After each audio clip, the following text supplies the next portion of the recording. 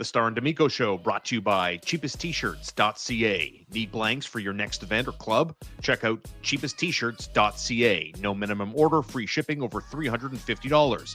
Same-day shipping on lots of items. Affordable, Canadian, ready to print your design. Brought to you by Catherine Prince at Remax Platine, your Montreal real estate connection. Call her at 514-702-2474 or email Catherine with a K, Catherine at catherineprince.com. If you're looking to buy, sell, or invest with confidence, Catherine Prince, your key to the city's property market. Brought to you by McLean's Pub. Looking for a lively downtown spot with great food and atmosphere? Come to McLean's Pub on Peel Street. Classic pub eats, plenty of beer, and all the sports on all the screens. Grab your friends and make McLean's your go-to place tonight. Brought to you by Cabletel, your full-service telecom partner for business and home. From structured cabling and phone systems to Wi-Fi, cameras, and alarms, Cabletel keeps you connected, secure, and performing at your best. Your partner for the future. It's Cabletel. Good to see everybody again as we get closer to the NHL roster freeze. Dun, dun, dun. Once the clock strikes midnight at the end of the 19th into midnight, I guess technically December 20th, NHL rosters will break for the holiday period and no more transactions. Marco, this as we approach the 1 week marker of seismic changes around the National Hockey League with the Oilers and Penguins doing their thing, the blockbuster Quinn Hughes, Vancouver, Minnesota Wild connection. Things moved fast and furious last week. Let's see what the next couple of days have in store. And speaking of in store, you might want to shop in store at Little Bear on St. Catherine, across from Westmount Square. Everything you need. Hey, listen, what's the date today? It's December 18th. If you can get advent calendars at half off, meaning you can eat all of these chocolates, or your pet can, I should say, at a nice discounted rate so you can catch up to the holiday period. Merry Christmas, Happy Hanukkah to all of our friends as we get set, thanks to Little Bear at littlebearonline.com. Let's talk about a potential team that, Marco, you have talked and reported on this subject for quite some time, and maybe you are an insider after all. I never doubted it. But when it comes to the St. Louis Blues, Marco, looks like things are starting to get interesting in the Midwest, the United States of America, where the Blues are on 31 points. They're fading out of the Western Conference playoff picture. And what does that mean as it relates to Doug Armstrong's appetite to maybe pick a lane, Marco, and decide what is the future of this organization as early as now, as early as this season, right away? What are we talking about here today? Well, I think that there's an internal discussion. I brought this back up in October in speaking with NHL sources about what the center market could become. Everybody's obviously looking at Braden Shen. Yeah. Understandable, very understandable in their situation. But when you look at where the Blues are going, it almost feels like the 2021 Canadiens without Carey Price, in the sense that you have an aging core and an emerging young team that you've retooled around quite well, I would say. Dalibor Dvorsky at 10th overall is great value, in my honest opinion. The way they went and plucked Broberg and Holloway out of Edmonton was larceny, just an absolute beauty use of offer sheets. And they've drafted well in accordance as well. I really like the Justin Carbonneau pick. I like the Zachary Bolduc pick at the time as well. Otto Stenberg, who was another first-round pick, is already in the league. Was just called up. So, like, they have youth coming up, right? But they don't have enough. And I think that's the key. They don't have the superstar dynamic moving up. And now you're seeing Jordan Kyrou fall out of favor. Robert Thomas is on pace for one of his lowest point totals in a long time. It's not jiving offensively. Like, they're winning games like against the Canadiens or against the Senators, where they got lucky in the sense of puck luck and goalies underperforming.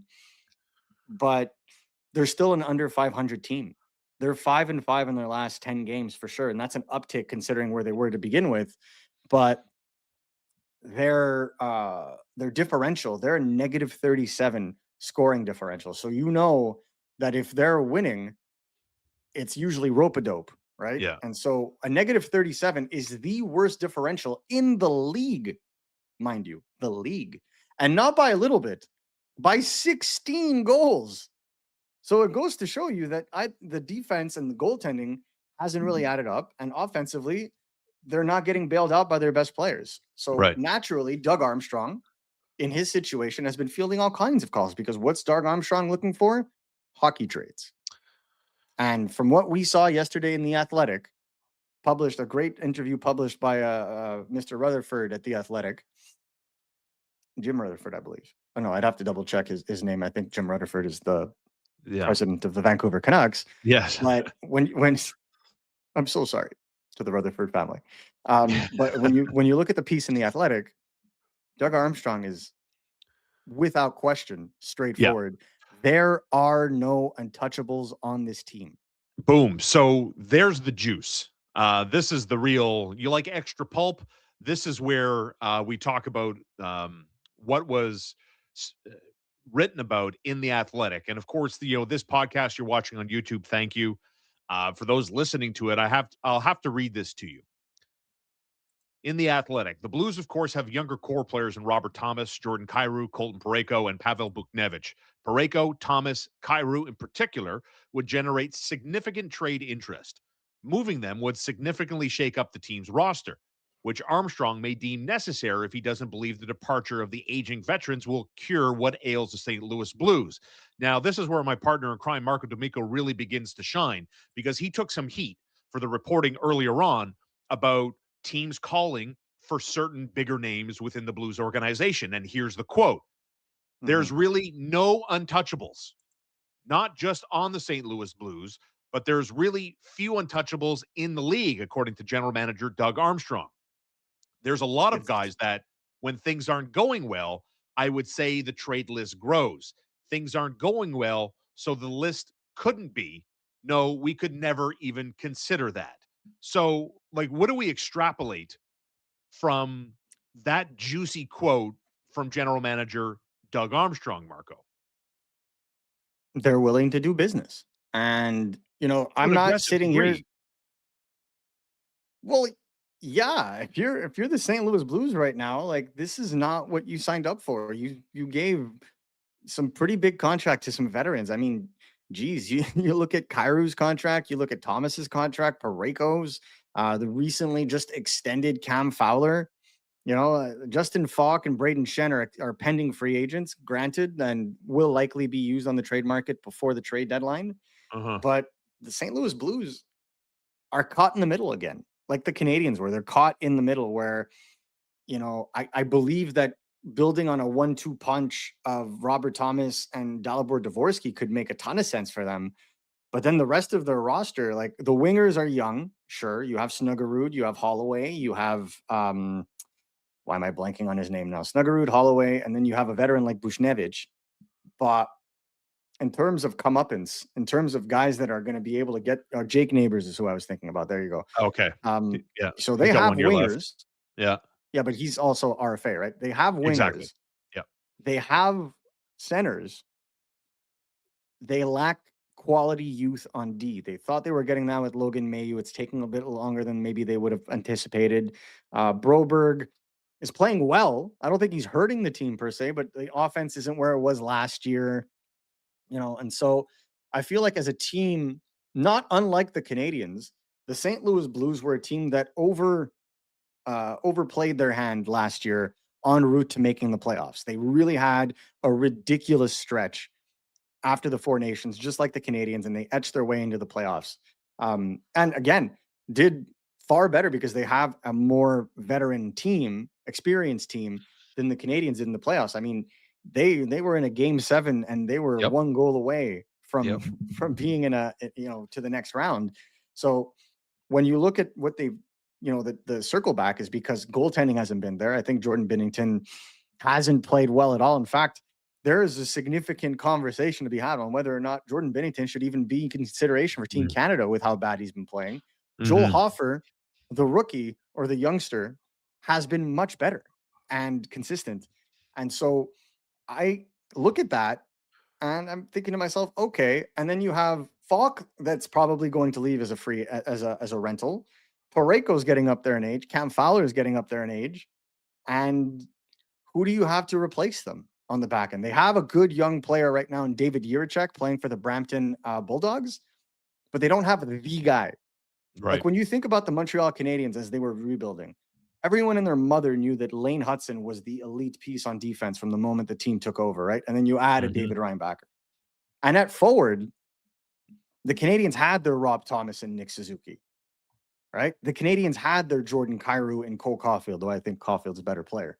The Canadiens had pieces, but what did they add? They added elite elements like a Demidov, like a Slavkovsky, which I don't think they have in their pipeline. Dvorsky's the closest thing. Right. So you gotta draw your line in the sand because if you're St. Louis, how are you going to keep up and win a cup against the Chicago's and St. Louis, San San Jose's Jose's, of Anaheim, the conference, yeah, Anaheim's of the conferences? Because yep. these are the teams that are going to be on the up and up, and you're still going to be in the middle. So you got to pick a direction. And I spoke to sources during the summer, executives in the NHL that told me to keep an eye on the St. Louis Blues, and they are being proven correct right now because a lot of teams in the NHL felt like the Blues were one of those teams that if things didn't go right, we're going to pick a different direction than with the one Right. they were currently on. I'm not saying it has to happen now. They still have to the trade deadline. It could even happen in the summer. Mhm. But this is a team that is open to making a significant splash.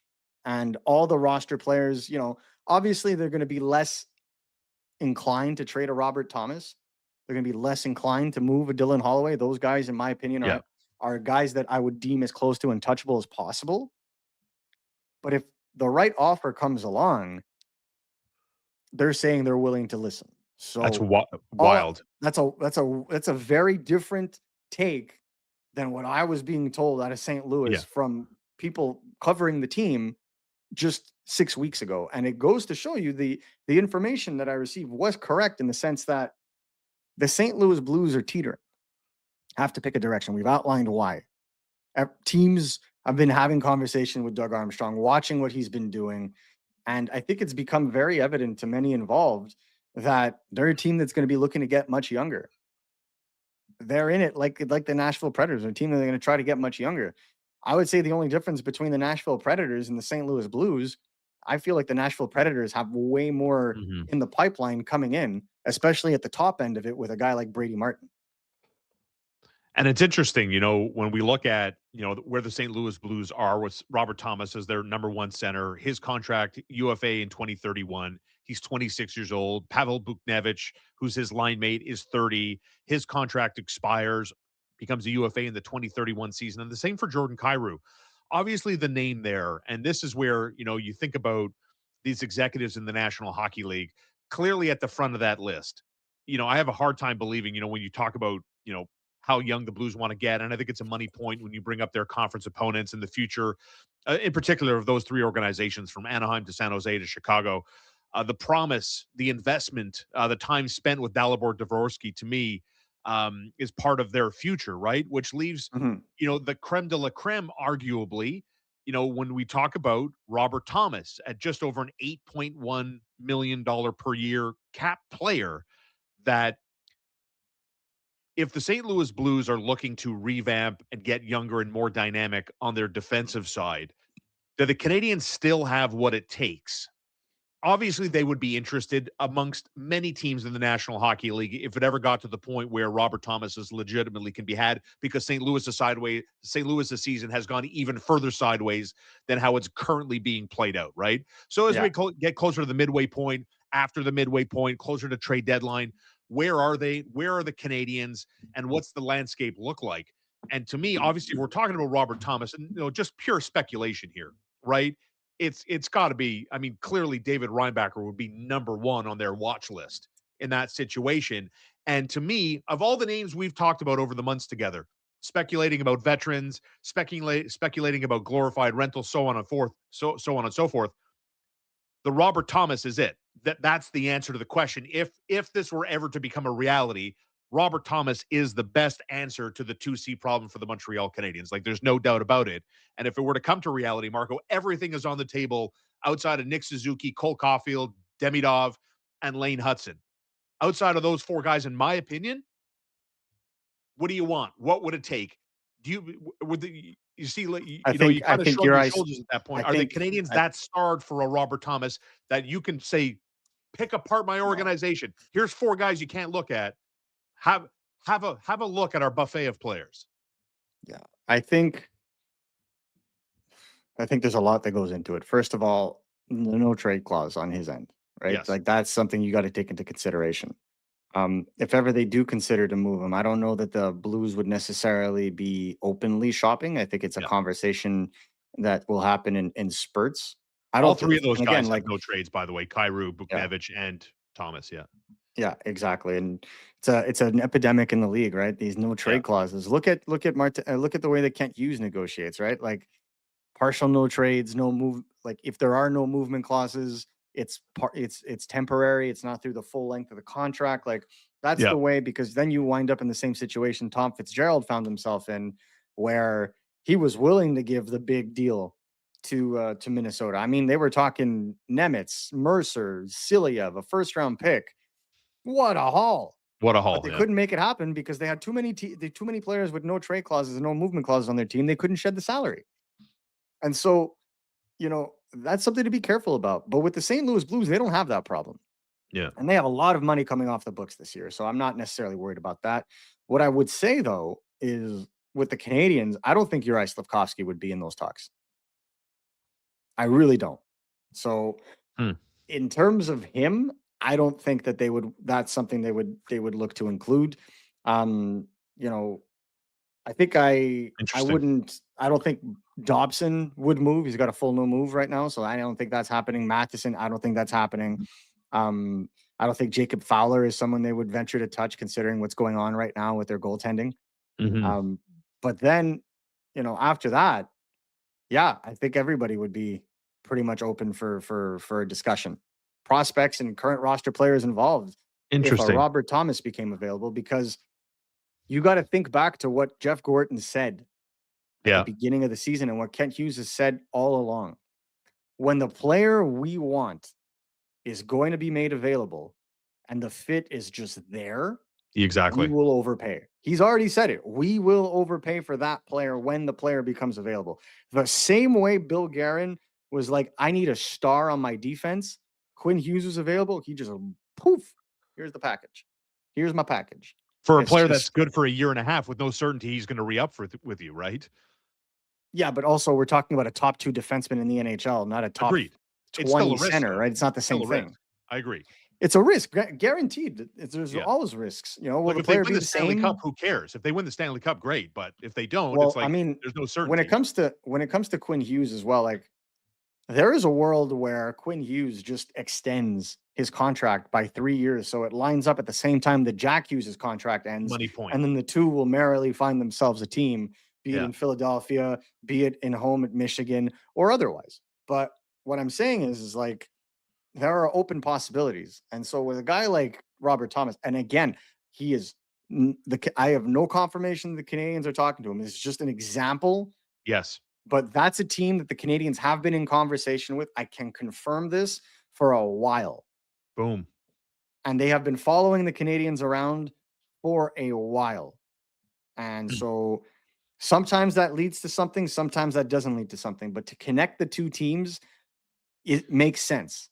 It absolutely makes sense based on what I've heard, what others have reported, that the St. Louis Blues and the Montreal Canadiens would make for ideal trade partners if there is ever an appetite to make a big move. Because I know that there are pieces on the Montreal Canadiens that the St. Louis Blues appreciate. Just to fall back on the Juraj Slafkovsky, I just want to push back on that for a second. Does the Alexander Zarovsky prospect change that point of view at all? Like again, only if Robert Thomas is available, and hopefully the Canadiens could get ahead of this, because there would be a long line of teams trying to compete with Montreal for Robert Thomas in this hypothetical conversation that we're having, right? Where Doug Armstrong in The Athletic is talking about there's no untouchables here, really. I mean, that's what we're reacting to today. So right away, the Zarovsky and the prospect and the potential of this young man when he eventually comes to Canada to try to make the Montreal Canadiens, that doesn't factor into yes, no, Juraj Slafkovsky. If Doug Armstrong says, I want Juraj's got to be a part of this deal, along with, I don't know, Reinbacher, for argument's sake. He's not a fallback player, is what I'm asking. It opens the Canadiens up to having to make another trade to get bigger in their top 6. Okay. And there is a way around it. And I think that when you are the St. Louis Blues, the last thing that team needs is wingers. Right. The last thing they need is wingers. They have Holloway, who's already a hulking, super fast winger. They have Jake Neighbors. They have, a bunch of Buchnevich right now. They Yeah. have that style of player. What they don't have is an elite young defenseman that could slot right in.